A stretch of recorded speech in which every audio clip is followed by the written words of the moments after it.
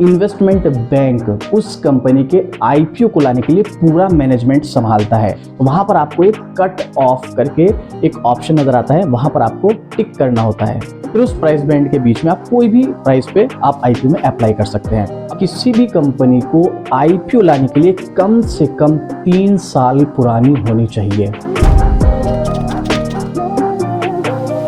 Stock market learning की पहली video में आप सभी का बहुत बहुत स्वागत है।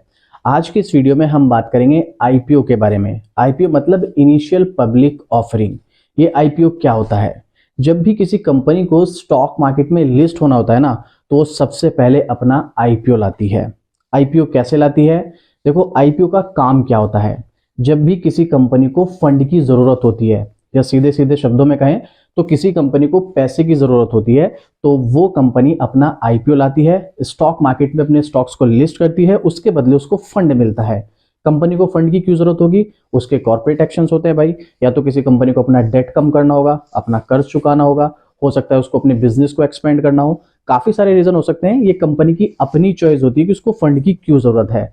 तो उस फंड को लेने के लिए कंपनी आईपीओ लाती है। क्या होता है आईपीओ में? आईपीओ में कंपनी अपनी कुछ हिस्सेदारी सामने वाले को बेचती है। जो इन्वेस्टर्स होते हैं, जैसे कि आप, हम या और भी बड़े इन्वेस्टर्स हो सकते हैं, वो क्या कहती है कि आप हमारी कंपनी में हिस्सेदारी खरीद लो, आप उसके बदले हमें पैसा दे दो, हम आपको कंपनी के एज ए पार्टनर आपको रखेंगे, मतलब आपको हिस्सेदारी देंगे, आपको कंपनी का पार्टनर बना देंगे। तो उससे क्या होगा? कंपनी को कर्ज भी नहीं लेना पड़ा, उसके पास फंड भी आ गया, और ऐसे में हमारा फायदा क्या हुआ? हम कंपनी के साथ पार्टनरशिप में आ गए, हम भी उस कंपनी के हिस्सेदार बन गए। वो एक अलग बात है, हिस्सेदारी बहुत छोटी सी होगी, लेकिन कंपनी के हिस्सेदार बन जाएंगे। तो ऐसे में कंपनी फंड जुटाने के लिए आईपीओ लाती है। तो आज की वीडियो में हम इस आईपीओ के बारे में ही समझेंगे। ये आईपीओ क्या होता है, कैसे आता है, कौन अप्लाई कर सकता है। तो बेसिक से स्टार्ट करते हैं।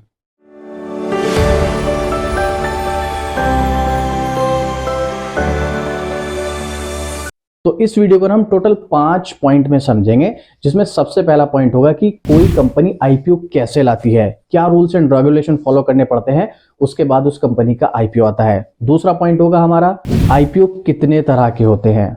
तीसरा पॉइंट होगा हमारा आईपीओ का प्रोसेस क्या होता है, इसका प्राइस कैसे तय किया जाता है, इसकी वैल्यूएशन कैसे निकाली जाती है। चौथा पॉइंट होगा हमारा यहाँ पर आईपीओ में कौन कौन लोग हिस्सा ले सकते हैं, और पांचवा पॉइंट होगा हमारा यहाँ पर आईपीओ में कैसे अप्लाई करते हैं। अभी जो पांचवा पॉइंट है ना, आईपीओ में कैसे अप्लाई करते हैं, यूट्यूब पर इसके बारे में आपको भर भर के वीडियोस मिल जाएंगी, बट फिर भी हम यहाँ पर डिटेल में नहीं, कुछ बेसिक पॉइंट समझेंगे आईपीओ को अप्लाई करने के लिए। तो अभी हम यहाँ पर पहले पॉइंट से शुरू करते हैं। तो हमारा सबसे पहला पॉइंट है, कोई कंपनी आईपीओ कैसे लाती है, क्या रूल्स एंड रेगुलेशन होते हैं। किसी भी कंपनी को आईपीओ लाने के लिए कुछ डॉक्यूमेंट सेबी को प्रोवाइड करने होते हैं और रूल्स एंड रेगुलेशन फॉलो करने होते हैं। अगर ये सब चीजें वो करती है तो वो आईपीओ ला सकती है। अब सबसे पहले सवाल ये बनता है कि ये सेबी क्या है? Security exchange board of India. ये एक ऑर्गेनाइजेशन की तरह काम करती है, जो मार्केट में इन्वेस्टमेंट और फाइनेंस को कंट्रोल करता है, उसके लिए रूल्स एंड रेगुलेशन बनाता है, क्या सही है क्या गलत है, वो सब मार्केट को कंट्रोल करने का काम सेबी करता है। अब सेबी कैसे बना, कब बना, क्यों बना, सेबी को बनाने की क्या जरूरत पड़ी, ये सब एक अलग टॉपिक है और इसके बारे में हम फिर कभी किसी वीडियो में डिस्कस करेंगे। अभी बस आप इतना समझ लीजिएगा कि सेबी अगर परमिशन नहीं देगा तो उस कंपनी का आईपीओ नहीं आ सकता है, और अगर उस कंपनी का आईपीओ नहीं आएगा तो वो स्टॉक मार्केट में लिस्ट नहीं होगी, ना ही हम उसके हिस्सेदार बन सकते हैं या पार्टनर बन सकते हैं, और ना ही उस कंपनी को फंड मिलेगा। फिर उस कंपनी को फंड जुटाने के लिए कोई दूसरा तरीका अपनाना पड़ेगा। तो इसीलिए सेबी का परमिशन मिलना सबसे ज्यादा जरूरी है। सेबी अप्रूव करेगा, उसी के बाद वो कंपनी आईपीओ ला सकती है। और सेबी से अप्रूवल पाने के लिए कुछ रूल्स एंड रेगुलेशन है, उनको फॉलो करना पड़ेगा। अब वो रूल्स एंड रेगुलेशन क्या है, उनके बारे में थोड़ा सा हम जान लेते हैं। जो कुछ मेन रूल्स हैं वो आपके साथ में डिस्कस करूंगा, इसके अलावा और भी रूल्स हैं, बट हम यहाँ पर मेन रूल्स के बारे में डिस्कस करेंगे। जिसमें सबसे पहला रूल है, कंपनी की नेटवर्थ जो है वो नेगेटिव नहीं होनी चाहिए। अब आप में से बहुत सारे लोग ना स्टॉक मार्केट में ऑलरेडी काम करते होंगे और आपने बहुत सारे आईपीओ में पैसा भी लगाया होगा। कुछ लोग होंगे जिनको नहीं पता, तो उसमें से कुछ लोग बोलेंगे कि हमने तो ऐसी कंपनीज के अभी 2024 में आईपीओ देखे हैं जिनकी नेटवर्थ नेगेटिव थी, लेकिन उनको आईपीओ आया है, उनको आईपीओ के लिए मंजूरी मिली है और वो स्टॉक मार्केट में अभी भी काम कर रही हैं। बिल्कुल बात सही है, लेकिन ये रूल्स सिर्फ कुछ कंपनीज के लिए लागू होता है। कुछ कंपनीज कौन सी? देखो, जिनकी आईपीओ का इश्यू प्राइस, मैं इश्यू प्राइस की बात कर रहा हूं, अगर 500 करोड़ से कम है तो भाई फिर तो उसकी नेटवर्थ जो है नेगेटिव नहीं होनी चाहिए। लेकिन अगर 500 करोड़ से ज्यादा का उनका इश्यू प्राइस है तो उस कंडीशन में अगर कंपनी की नेटवर्थ नेगेटिव भी है और इसके अलावा वो और जो रूल्स हैं उनको फॉलो करती है तो फिर सेबी से उनको अप्रूवल मिल सकता है। तो यानी कि नेगेटिव नेटवर्थ उनकी नहीं चलेगी जिनका इश्यू प्राइस 500 करोड़ से कम है। मतलब कोई कंपनी 500 करोड़ का आईपीओ ला रही है या 500 करोड़ से कम का आईपीओ ला रही है तो उस कंपनी को अपने आप को ये दिखाना पड़ेगा उसकी बैलेंस शीट में कि वो कंपनी, उसकी नेगेटिव नेटवर्थ नहीं है, वो पॉजिटिव है उसकी नेटवर्थ, ठीक है, लॉस मेकिंग नहीं है। कुल मिला के अगर देखा जाए तो कंपनी पैसा बना रही है भाई, ऐसा नहीं कि नुकसान कर रही है। क्योंकि ये जो कंपनीज होगी जिनकी आईपीओ इश्यू प्राइस जो वो 500 करोड़ से कम होगा तो वो देखो एक स्मॉल कैप की कंपनी होगी, स्मॉल कैप बहुत ज्यादा रिस्की होते हैं तो उसके लिए रूल्स है। अगर 500 करोड़ से ज्यादा का आईपीओ है तो फिर कंडीशन अलग हो जाती है, उसमें नेगेटिव नेटवर्थ चल जाता है, बट और रूल्स एंड रेगुलेशन को फॉलो करना पड़ेगा। उसके बाद से भी उनको अप्रूवल दे देता है। अब इसमें दूसरा पॉइंट जो है वो दूसरा पॉइंट है, कोई भी कंपनी जब आईपीओ लाती है तो वो अपनी कंपनी की 50% से ज्यादा हिस्सेदारी नहीं बेच सकती है, सिर्फ 50% ही बेचेगी। अब वो एक अलग बात है, अगर कोई कंपनी अपना आईपीओ ला रही है तो आईपीओ के दौरान सिर्फ 50% बेच सकती है वो, बाकी जब कंपनी मार्केट में लिस्ट हो जाएगी उसके बाद वो चाहे सारी बेच दे, कोई फर्क नहीं पड़ता है। वो एक अलग बात है कि ऐसा नहीं है कि कोई भी कंपनी आईपीओ लाई और आईपीओ लाने के बाद 10 दिन में, 15 दिन में, 1 महीने में, 2 महीने में सारे स्टेक बेच दिया उसने, बाकी का 50% भी बेच दिया, ऐसा नहीं होता है। एक लॉक इन पीरियड होता है 1 से 2 साल का, वो अलग टॉपिक है। तो जब हम आगे जब एडवांस लेवल पर जाएंगे, क्योंकि अभी हम स्टॉक मार्केट लर्निंग में बेसिक चीजें स्टार्ट कर रहे हैं, तो जब एडवांस लेवल पर जाएंगे तब ये सब चीजें हम सीखेंगे। तो फिलहाल कोई भी कंपनी, जो दूसरा पॉइंट है इसका, अपनी हिस्सेदारी का 50% से ज्यादा नहीं बेच सकती है आईपीओ के दौरान। बाद में चाहे सारा बेच दे, क्योंकि आज भी मार्केट में बहुत सारी ऐसी कंपनीज है जिनमें प्रमोटर्स की होल्डिंग 0 है और वहां पर पब्लिक शेयर होल्डर्स ही हैं, हालांकि वो बहुत बड़े लेवल पे है कंपनी, पर आईपीओ के दौरान 50% ज्यादा नहीं बेच सकती, 50% से कम ही उनको आईपीओ में सेल करना पड़ेगा स्टॉक को। अब आते हैं हम तीसरे पॉइंट पर, जो कि काफी इंपॉर्टेंट पॉइंट है। किसी भी कंपनी को आईपीओ लाने के लिए कम से कम 3 साल पुरानी होनी चाहिए। मतलब एनएससी उसका 3 साल पुराना डेटा चेक करेगा, 3 साल का डेटा, फाइनेंशियल डेटा, उसके ट्रैक रिकॉर्ड, उसकी फाइनेंशियल शीट, बैलेंस शीट, इसके अलावा नेट प्रॉफिट, नेट लॉस, सब कुछ चेक करेगा, 3 साल की फाइनेंशियल शीट। उसके बाद एनएससी अप्रूवल देगी, तभी आईपीओ के लिए मंजूरी मिलेगी। एनएससी यानी कि नेशनल स्टॉक एक्सचेंज, या फिर हम बात करें बीएससी की, बॉम्बे स्टॉक एक्सचेंज, जो कि इंडिया का सबसे पुराना स्टॉक एक्सचेंज है, जो लगभग 1890-1892 के आसपास स्टार्ट हुआ था। अब कुछ लोगों को लगता है कि जो हम स्टॉक एक्सचेंज की बात करते हैं तो सिर्फ एनएससी बीएससी, नहीं, इंडिया में इन 2 स्टॉक एक्सचेंज के अलावा भी बहुत सारे स्टॉक एक्सचेंज हैं। अब वो उसके ऊपर मैं एक डिटेल में वीडियो बनाऊंगा जहां पर हम सबसे पहले बात करेंगे बीएससी कब से स्टार्ट हुई थी, कैसे स्टार्ट हुई थी, कैसे 1890 के टाइम में एक स्टॉक एक्सचेंज स्टार्ट हुआ, उसके बाद आज के टाइम में कितने स्टॉक एक्सचेंज है, कितने बंद हो चुके हैं, सब कुछ डिटेल में एक सेपरेट वीडियो बनाएंगे इसके लिए। लेकिन अभी फिलहाल के लिए इतना समझ लीजिएगा, ये जो बैलेंस शीट वाला मैटर है, ये फाइनेंशियल शीट है, 3 साल का ट्रैक रिकॉर्ड है, ये पहले एनएससी वेरीफाई करेगा, और अगर एनएससी को लगेगा कि हाँ 3 साल का फाइनेंशियल डेटा इनके पास है तो उसके बाद ही आईपीओ के लिए अप्रूवल मिलेगा। और चौथा, जो कि एक बहुत इंपॉर्टेंट पॉइंट है, वो है कंपनी के किसी भी सदस्य पर, चाहे वो मेंबर ऑफ डायरेक्टर हो, प्रमोटर्स हो, या कोई भी मेंबर हो, किसी भी लेवल पर हो, कोई उस पर क्रिमिनल केस नहीं होना चाहिए, यानी कि आपराधिक आरोप नहीं होने चाहिए। अगर ऐसा है तो उस कंपनी को अप्रूवल नहीं मिलेगा आईपीओ के लिए। हालांकि इंडिया में इससे बचने के बहुत सारे तरीके हैं। अगर आप अपनी कंपनी का आईपीओ लाना चाहते हैं, आप इस लेवल पे अपनी कंपनी को ले गए हैं, तो आपको सारे रास्ते मिल जाएंगे, बट ये रूल्स है तो रूल्स को तो मानना पड़ेगा। कोई भी क्रिमिनल केस नहीं होना चाहिए। अगर ऐसा निकला, क्योंकि वेरीफाई किया जाता है ना, अगर ऐसा निकला तो फिर आपकी आईपीओ को मंजूरी नहीं मिलेगी या उस कंपनी के आईपीओ को मंजूरी नहीं मिलेगी। वैसे इंडिया में आज भी बहुत सारी ऐसी कंपनीज लिस्टेड है जिनके जो ओनर हैं उनके ऊपर कुछ क्रिमिनल केस है, बट वो एक अलग चीज़ है। सब तरीके होते हैं, जब इस लेवल पे कंपनी पहुंचती है तो सारे तरीके मिल जाते हैं, लेकिन उस पर हम ज़्यादा बात नहीं करेंगे। अभी फिलहाल हम चलते हैं हमारे 5वें पॉइंट की तरफ। 5वां पॉइंट होता है कि कंपनी के पास कम से कम 10 करोड़ की इक्विटी होनी चाहिए। 10 करोड़। अब आपको लगेगा 10 करोड़ एक बहुत बड़ा अमाउंट होता है। भाई, एक कंपनी जिसका मार्केट कैप 500 या 1000 करोड़ है, उसके लिए 10 करोड़ की इक्विटी होना कोई बहुत बड़ी बात नहीं है। और अगर उसके पास नहीं भी है तो 10 करोड़ का तो इंतजाम कर ही लेगी भाई, इतनी बड़ी कंपनी है, तो ये इतना बड़ा इशू नहीं है, हो जाता है मैनेज। तो ये कुछ रूल्स हैं जो मैंने आपके साथ शेयर किए, मेन रूल है। इसके अलावा छोटे मोटे और भी रूल्स हैं, बट ये कुछ मेन रूल्स हैं जिनको फॉलो करना स्ट्रिक्टली जरूरी है। अगर ये नहीं फॉलो किए तो देखो भाई आईपीओ के लिए मंजूरी नहीं मिलने वाली है। और अगर ये फॉलो कर लिया तो फिर आईपीओ के लिए आपको मंजूरी मिल जाएगी, फिर एक डेट मिलेगी, आईपीओ आएगा, स्टॉक लिस्ट होगा, मार्केट में ट्रेड करना स्टार्ट कर देगा। अब चलते हैं हमारे दूसरे पॉइंट पे, आईपीओ कितने तरह के होते हैं। आप में से बहुत सारे ऐसे लोग होंगे जो इस पॉइंट को तो बहुत कम जानते होंगे, और ये पॉइंट आप थोड़ा सा समझ लीजिएगा, क्योंकि अगर आप आईपीओ में फ्यूचर में अप्लाई करने वाले हैं या आप अप्लाई करते हैं, कमेंट करके बताना अगर आपको पता है ये बात। आईपीओ बेसिकली दो तरह के होते हैं, जिसमें सबसे पहला है फिक्स्ड प्राइस आईपीओ, यानी कि fixed price initial public offering, और दूसरा है book building IPO, book building initial public offering. तो सबसे पहले हम बात करेंगे फिक्स्ड प्राइस आईपीओ के बारे में। जैसा कि आपको नाम से पता चल रहा है फिक्स्ड प्राइस, इस तरह की जो आईपीओ होते हैं उसमें कंपनी क्या काम करती है, अपनी कंपनी की वैल्यू निकालती है, उस वैल्यू के बेस पर कुछ स्टॉक मार्केट में जो उनको लिस्ट करने हैं उसका एक प्राइस जो है वो फिक्स कर देती है कि भाई ये प्राइस फिक्स है, इस प्राइस पर अगर आपको लेना है तो आईपीओ में अप्लाई कर दो, नहीं लेना है तो मत अप्लाई करो। एक फिक्स प्राइस दे दिया और उसमें आप अप्लाई करो, आपको जो अलॉटमेंट डेट होती है उसमें मिल जाएगा, और अगर नहीं मिला तो नहीं मिलेगा, बस एक फिक्स प्राइस होता है। इस तरह के आईपीओ जनरली आपको बहुत कम, या लगभग मैं बोलूं आज के टाइम में तो ना के बराबर ही आते हैं फिक्स प्राइस के आईपीओ, ये आपको जनरली देखने को नहीं मिलेंगे। अब इसको एक एग्जांपल से समझते हैं फिक्स्ड प्राइस, क्योंकि थोड़ा सा ये आपको समझ नहीं आएगा, अगर हम इसको एग्जांपल से समझेंगे तो थोड़ा समझने में आसानी होगी। अब मान लीजिएगा एक कंपनी है AZ कंपनी, जिसका मार्केट कैप जो है वो 1000 करोड़ है, जिसकी मार्केट वैल्यू है। अब ये मार्केट वैल्यू कैसे निकलती है इसको हम अभी आगे चल के समझेंगे, अभी हम जानेंगे ना आईपीओ का प्रोसेस कैसे होता है, उसमें हम समझेंगे वैल्यू वगैरह कैसे निकलती है। तो अभी फिलहाल मान लीजिएगा AZ कंपनी है जिसका मार्केट वैल्यू है 1000 करोड़।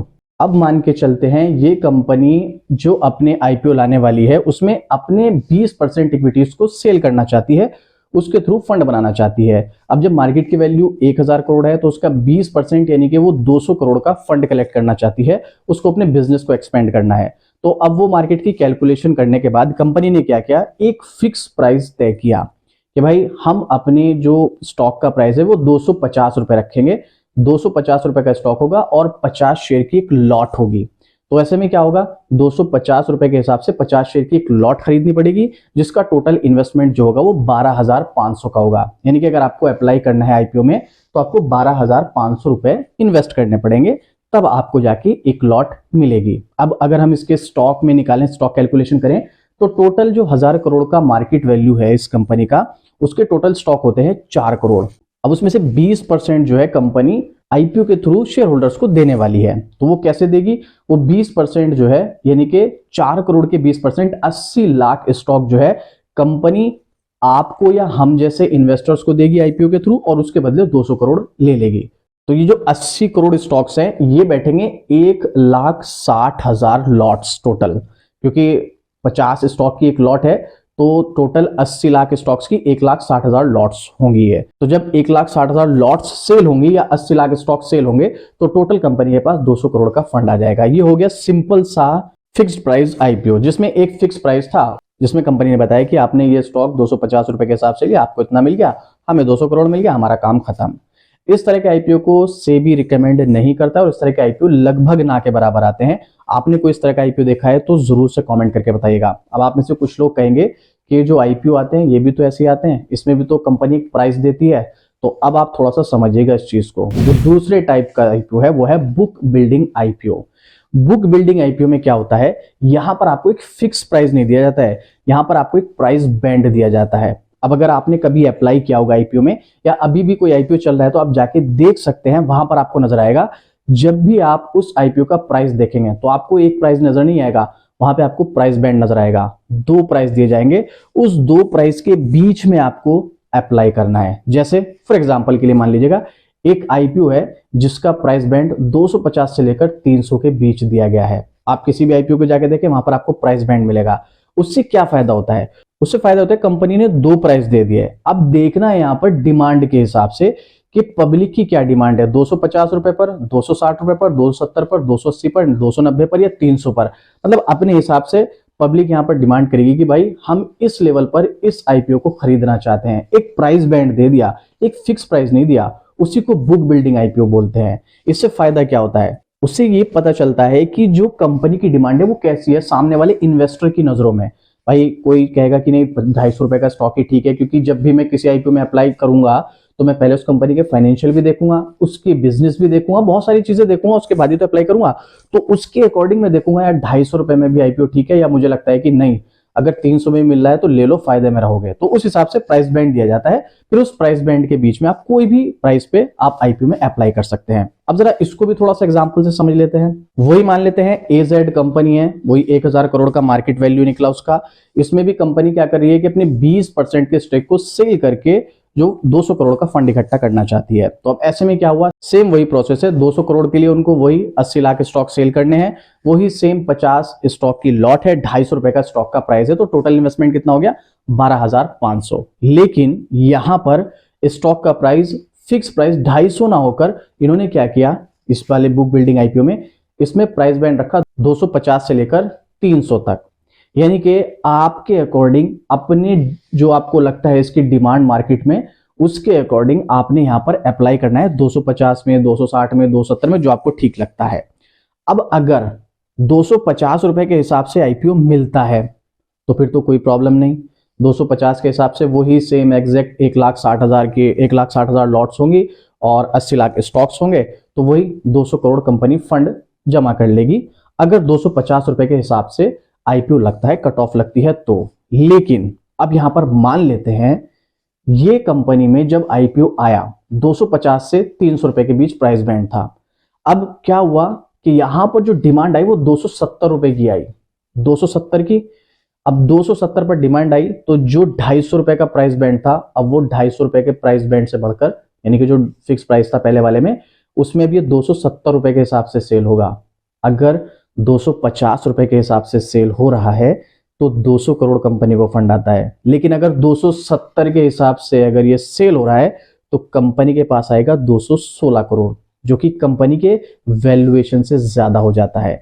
यानी कि अगर 250 के हिसाब से सेल करती तो उसके पास कितना आता, 200 करोड़। अभी 270 के हिसाब से सेल हुआ तो कितना आया, 216 करोड़।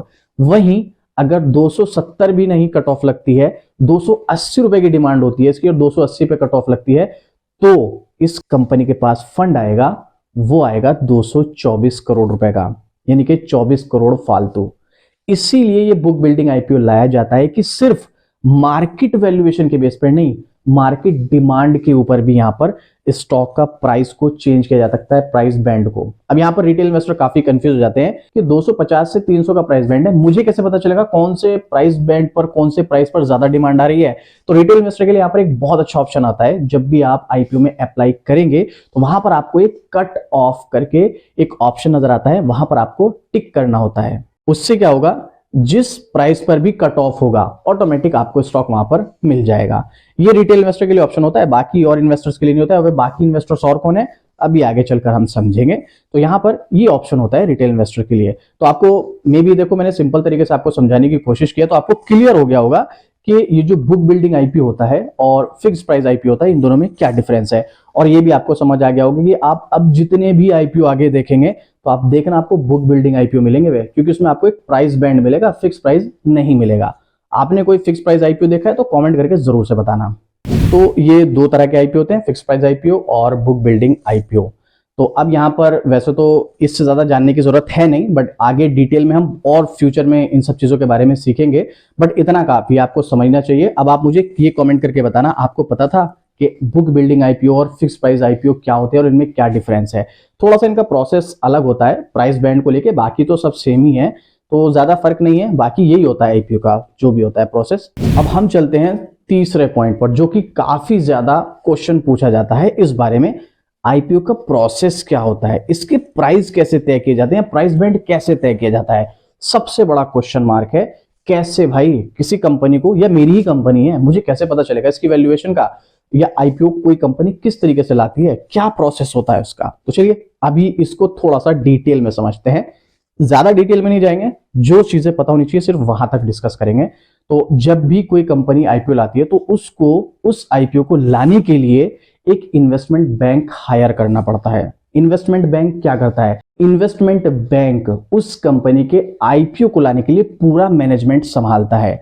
अब देखो यहां पर एक प्रॉब्लम है, अगर कोई छोटे इश्यू प्राइस का आईपीओ आ रहा है, जैसे 200 करोड़ का ही हमने बात की, अभी एजेड कंपनी का एग्जांपल लिया था, 200 करोड़ का आईपीओ आ रहा है, तो इस कंडीशन में तो एक इन्वेस्टमेंट बैंक आराम से मैनेज कर सकता है। लेकिन जैसे बहुत बड़े बड़े आईपीओ आते हैं 10,000 करोड़ के, 15,000 करोड़ के, उस कंडीशन में हो सकता है एक इन्वेस्टमेंट बैंक पूरे आईपीओ को मैनेज ना कर सके। तो उस कंडीशन में काफी सारे इन्वेस्टमेंट बैंक मिलकर एक ग्रुप बनाते हैं और आपस में अलग अलग जो है अपना काम बांट लेते हैं और उसके हिसाब से उसको मैनेज करते हैं। ये बस इतना समझ लीजिएगा, इन्वेस्टमेंट बैंक, एक इन्वेस्टमेंट बैंक भी काम कर सकता है आईपीओ लाने के लिए और मल्टीपल इन्वेस्टमेंट बैंक भी काम कर सकते हैं आईपीओ लाने के लिए। ठीक है, बाकी डिटेलिंग हम आगे की वीडियोस में ऑटोमेटिक समझते चले जाएंगे। बस अभी इतना समझ लीजिएगा, आईपीओ लाने के लिए किसी भी कंपनी को इन्वेस्टमेंट बैंक को हायर करना ही पड़ता है। अब इन्वेस्टमेंट बैंक तो हायर कर ली, इन्वेस्टमेंट बैंक को पता कैसे चलेगा भाई कि इस कंपनी की वैल्यूएशन क्या है, इसकी वैल्यू क्या है, किस बेस पर हम प्राइस तय करेंगे, इस कंपनी का मार्केट कैप कैसे निकालेंगे, काफी सारे क्वेश्चंस होते हैं। तो देखो उसके लिए कुछ कैलकुलेशन की जाती है जिसमें उसकी बैलेंस शीट, ऑर्डर रिकॉर्ड वगैरह, फाइनेंशियल तो देखे ही जाते हैं, साथ ही साथ उस इंडस्ट्री का पीई, पीबी, ये रेशियो वगैरह देखे जाते हैं, उस इंडस्ट्री के कॉम्पिटिटर, उस इंडस्ट्री की फ्यूचर ग्रोथ कैसी है, उस इंडस्ट्री में लोगों का इंटरेस्ट कैसा है, उसकी इंडस्ट्री की फ्यूचर डिमांड कैसी है, ये सब चीजों को कैलकुलेट करने के बाद उस कंपनी का मार्केट कैप निकाला जाता है और फिर उसी मार्केट कैप के बेस पर वो अपनी परसेंटेज, जितना भी आईपीओ उनको लाना है, जितना फंड कलेक्ट करना है, उसके हिसाब से उतने परसेंट वो कंपनी स्टेक को सेल करती है मार्केट में और उसके बदले उसको फंड मिलता है। बाकी प्राइस तय करने का काम जब एक बार मार्केट वैल्यूएशन निकल जाती है कंपनी की तो प्राइस वगैरह भी तय कर लिए जाते हैं, उसमें इतना बड़ा इशू नहीं है। तो यहां पर इस तरीके से इन्वेस्टमेंट बैंक काम करता है, इनका ही मेन काम होता है आईपीओ लाने का। असल में देखा जाए तो कंपनी ने तो इन्वेस्टमेंट बैंक हायर कर लिया, अब इसमें प्रॉब्लम इन्वेस्टमेंट बैंक की एक है और वो प्रॉब्लम ये है कि मान लीजिएगा इन्वेस्टमेंट बैंक ने आईपीओ लाया, 200 करोड़ का आईपीओ लाया और 200 करोड़ में से सब्सक्रिप्शन हुआ 150 करोड़ का, तो बाकी के 50 करोड़ कहां से आएंगे? उस कंडीशन में फंसता है भाई इन्वेस्टमेंट बैंक। अब क्या करेगा? कंपनी तो कहेगी हमको तो 200 करोड़ चाहिए भाई, हमने तो 200 करोड़ का आईपीओ लाए हैं, अब ये जो 50 करोड़ के स्टॉक्स है ना, ये आप सेल करो या आप खरीदो। तो ऐसी कंडीशन में क्या होता है कि 150 करोड़ का तो सब्सक्रिप्शन हो गया, 150 करोड़ तो फंड आ गया, बाकी के 50 करोड़ का जो फंड है ना वो कहां से आएगा? वो इन्वेस्टमेंट बैंक जो होता है, जिसको हायर किया था कंपनी ने, वो 50 करोड़ का स्टेक खुद खरीदती है, वो बाद में उसको बेच देती है, वो बात अलग है। लेकिन अगर सब्सक्रिप्शन नहीं होता है फुल, तो बाकी जो बचा हुआ जो स्टेक होता है वो इन्वेस्टमेंट बैंक को खरीदना पड़ता है। और अगर सब्सक्रिप्शन पूरा हो गया तो फिर तो फंड मिल ही गया है। तो ये जो वैसे मार्केट वैल्यूएशन निकाली जाती है एक्यूरेट नहीं होती, बस एक प्रेडिक्शन होता है। अब जब सब ये सब चीजें हो जाती हैं उसके बाद इनको एक डेट मिलती है आईपीओ की। देखो वैसे आईपीओ के लिए जो डेट होती है अप्लाई की, वो 3 से 7 दिन का टाइम होता है, लेकिन आपने ज्यादातर क्या, आपने लगभग सभी आईपीओ देखोगे 3 दिन का ही टाइम मिलता है और 3 दिन में ही आपके पास उस आईपीओ को अप्लाई करना होता है। उसके बाद 3 से 5 दिन का या 7 दिन का समय मिलता है, जहां पर इसमें जिन जिन को अलॉट हुए स्टॉक उनके पास मेल वगैरह आते हैं और उसके बाद 2-3 दिन बाद ये लिस्ट हो जाते हैं। टोटल अगर मैं ओवरऑल बात करूं, स्टॉक लिस्ट होने तक, यानी कि आईपीओ अप्लाई करने से लेकर स्टॉक लिस्ट होने तक 10 से 15 दिन का समय होता है। उस बीच में सारा काम हो जाता है, एक बार जब इनको अप्रूवल मिल जाता है सब कुछ तय हो जाता है। तो ये सिंपल सा प्रोसेस होता है। अब ये बेसिक चीज है, इतना ही जानना जरूरी है, इससे ज्यादा आपके लिए जानना जरूरी नहीं है। अगर आप खुद की कंपनी का आईपीओ लाने का प्लान करें तो फिर आपको थोड़ा सा डिटेल में जाना पड़ेगा। अगर उसके लिए कहेंगे तो उसके लिए भी एक अलग से वीडियो बना देंगे, बट ये बेसिक है, इतना तो हमको पता ही होना चाहिए अगर हम किसी आईपीओ में अप्लाई कर रहे हैं कि किस तरीके से कंपनी अपना आईपीओ लाती है और हमें भी क्या क्या चीजें देखनी जरूरी हैं। जो रूल्स एंड रेगुलेशन कंपनी को फॉलो करने पड़ते हैं ना आईपीओ लाने के लिए, वो चीजें हमें भी देखनी है कि कंपनी का नेटवर्थ तो नेगेटिव नहीं है, कंपनी का जो कोई मेंबर ऑफ बोर्ड डायरेक्टर है या फिर प्रमोटर है उस पर कोई क्रिमिनल केस तो नहीं, ये चीजें हमें भी थोड़ी बहुत देखनी चाहिए। और फाइनेंशियल शीट तो बिल्कुल देखनी चाहिए कि भाई क्या कंडीशन है स्टॉक की। ये सब चीजें देखने के बाद हम उस आईपीओ के लिए अप्लाई कर सकते हैं। यही प्रोसेस होता है आईपीओ का। अब चलते हैं हमारे चौथे पॉइंट पर, जिसमें हम डिस्कस करने वाले आईपीओ में कौन कौन अप्लाई कर सकता है। वैसे तो जब भी आप किसी आईपीओ में अप्लाई करने जाते हैं तो आपको वहां पर कुछ कैटेगरीज नजर आती होंगी। तो बेसिकली अगर देखा जाए तो 3 कैटेगरीज होती हैं जो आईपीओ में अप्लाई कर सकती हैं, बट इसके अलावा कुछ और भी हैं, वो भी आपके साथ शेयर करूंगा। बट बेसिकली होती 3 ही कैटेगरी हैं, जिसमें सबसे पहली है RII, यानी कि रिटेल इंडिविजुअल इन्वेस्टर। आप और हमारे जैसे लोग, या फिर कहें तो कुछ इसमें HUFs होते हैं और NRI होते हैं। NRI तो आप लोग जानती हैं, नॉन रेजिडेंस इंडियन, और HUF क्या होता है? ये HUF होते हैं हिंदू अनडिवाइडेड फैमिलीज। देखो ये एक ऑर्गेनाइजेशन है जिसको बनाया गया था टैक्स सेव करने के लिए। इसके कुछ प्रोज भी हैं, कुछ कॉन्स भी हैं। अगर आप चाहें तो आप भी इसमें जाके अप्लाई कर सकते हैं, रजिस्ट्रेशन कर सकते हैं। आप थोड़ा सा गूगल वगैरह देखेंगे आपको मिल जाएगा, बट इसकी कंडीशन अलग है, ये हर किसी के लिए नहीं होता है। आप पहले इसके बारे में जानकारी लेना, उसके बाद रजिस्ट्रेशन करना, क्योंकि इसके कुछ कॉन्स भी हैं जो कि शायद आपको यहाँ पर नुकसान दे सकते हैं स्टॉक मार्केट में, बट बहुत सारे प्रोज भी हैं, तो हम उसमें नहीं जाएंगे। तो ये जो एनआरआई है या एचयूएफ है, ये भी दो कैटेगरी में होते हैं। ये रिटेल इन्वेस्टर की कैटेगरी में भी आते हैं और बड़े इन्वेस्टर की कैटेगरी में भी आते हैं। तो रिटेल इन्वेस्टर की कैटेगरी में कौन आता है? जिसका इन्वेस्टमेंट अमाउंट किसी भी आईपीओ में 2 लाख रुपए से कम है। या अगर हम सीधे सीधे बात करें, हमने एग्जांपल लिया था एजेड कंपनी का, तो अगर हम एजेड कंपनी में 2 लाख रुपए से कम का इन्वेस्टमेंट कर रहे हैं इस आईपीओ में, तो हम रिटेल इन्वेस्टर की कैटेगरी में आएंगे। ठीक है, रिटेल इंडिविजुअल इन्वेस्टर्स। फिर आती है दूसरी कैटेगरी जिसको बोलते हैं एनआईआई, यानी कि नॉन इंस्टीट्यूशनल इन्वेस्टर्स। इसमें भी एनआरआई आएंगे और एचयूएफ भी आएंगे। एनआरआई जिनकी थोड़ी सी नेटवर्थ ज्यादा होती है, वही एचयूएफ इनकी भी थोड़ी सी नेटवर्थ ज्यादा होती है, वो इस कैटेगरी में आते हैं। इसके अलावा यहाँ पर ट्रस्ट आती हैं, कंपनीज आती हैं और एचएनआई आते हैं। एचएनआई मतलब हाई नेटवर्थ इंडिविजुअल्स। ये इस कैटेगरी में आते हैं जिनका इन्वेस्टमेंट जो है वो 2 लाख रुपए से ज्यादा का होता है आईपीओ में। और हाँ, इसमें जो एनआईआई है वो भी 2 कैटेगरी में डिवाइड होते हैं। एक होते हैं स्मॉल एनआईआई, जिनका इन्वेस्टमेंट अमाउंट जो होता है आईपीओ में वो 10 लाख से कम होता है। एक होते हैं बिग एनआईआई, जिनका इन्वेस्टमेंट अमाउंट आईपीओ में होता है 10 लाख रुपए से ज्यादा का। तो एनआईआई में भी 2 कैटेगरीज आती हैं, 10 लाख से कम वाली और एक 10 लाख से ज्यादा वाली। फिर आते हैं तीसरे नंबर के, जिनको बोलते हैं क्यूआईबी, क्वालिफाइड इंस्टीट्यूशनल इन्वेस्टर्स। ये होते हैं सबसे बड़े मार्केट प्लेयर, जैसे mutual fund house, FPI foreigner portfolio investor, या फिर पीएफआई पब्लिक फाइनेंशियल इंस्टीट्यूशंस। ये ऑलरेडी सेबी के साथ पहले से रजिस्टर्ड होते हैं, इसीलिए इस चीज का इनको फायदा भी मिलता है। कोई भी आईपीओ आए 50% इनका रिजर्व है।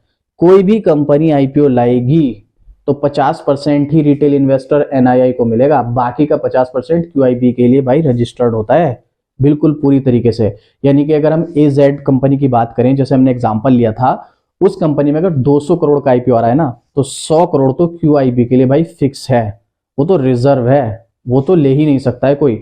बाकी का 100 करोड़ का है, उसमें रिटेल इन्वेस्टर और एनआईआई जो है अप्लाई कर सकते हैं। और ये इतने बड़े प्लेयर्स होते हैं, इनकी कोई लिमिट भी नहीं होती, इनका तो करोड़ों करोड़ों का गेम होता है भाई, इनकी कोई लिमिट नहीं होती है।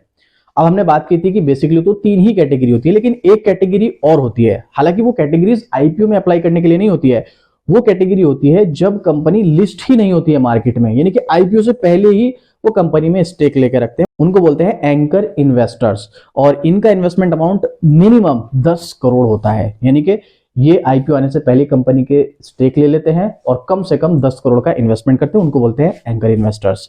इसके अलावा और भी कुछ कैटेगरीज होती हैं, कैटेगरीज नहीं वो कंडीशन होती है। जैसे कोई भी कंपनी आईपीओ ला रही है तो वो कुछ स्पेशल रिजर्वेशन रखती है, जैसे अपने इंप्लॉइज के लिए कि भाई हमारे पास इतने इंप्लॉइज है तो हम इनको स्पेशल रिजर्वेशन रखेंगे कि हमारे इंप्लॉय के लिए इतने स्टॉक होने चाहिए जो हमारे इंप्लॉय खरीद सकते हैं। या और कंडीशन हो सकती है किसी भी मेंबर के लिए, कुछ भी हो सकती है, तो वो स्पेशल कैटेगराइज होती है, वो बेसिक नहीं होती है, वो स्पेशल कुछ कंपनीज स्पेशल रिजर्वेशन रखती हैं।